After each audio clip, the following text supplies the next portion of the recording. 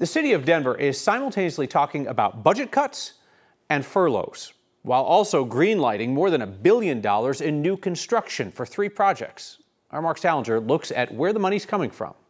The headlines in Denver can be confusing. Tonight, Denver City Council approved more than $800 million of funding. The city has recently approved or spent more than $1 billion for 3 major construction projects. At the same time, the mayor is announcing budget cuts and potential layoffs. We'll begin the furlough process June 1. $800 million approved for the National Western Complex. $70 million allocated for a new professional women's soccer stadium.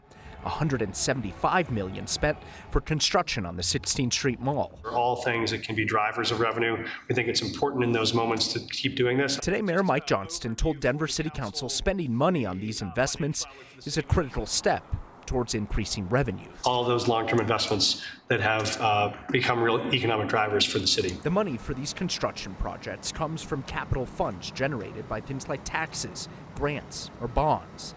The city emphasizes not a single dollar replaces an employee or cuts a city program, even as the city's general fund faces a $250 million shortfall over the next 2 years.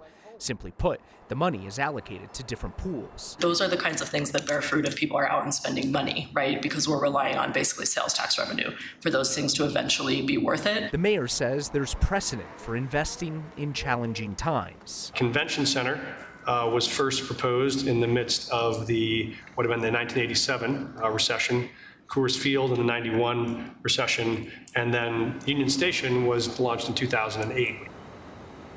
So are these investments working right now? In the first kickoff weekend for the 16th Street Mall, the mayor says that about 100,000 people went down there. If you look historically back to 2019, before the pandemic, before everybody left from downtown, the 16th Street Mall was seeing an average of about 20,000 people per day. Kyle. Can't get caught in that spiral, right? Where people aren't spending money, then they don't have money to spend, and round it goes. Important. Yep. Mark Salinger, thank you.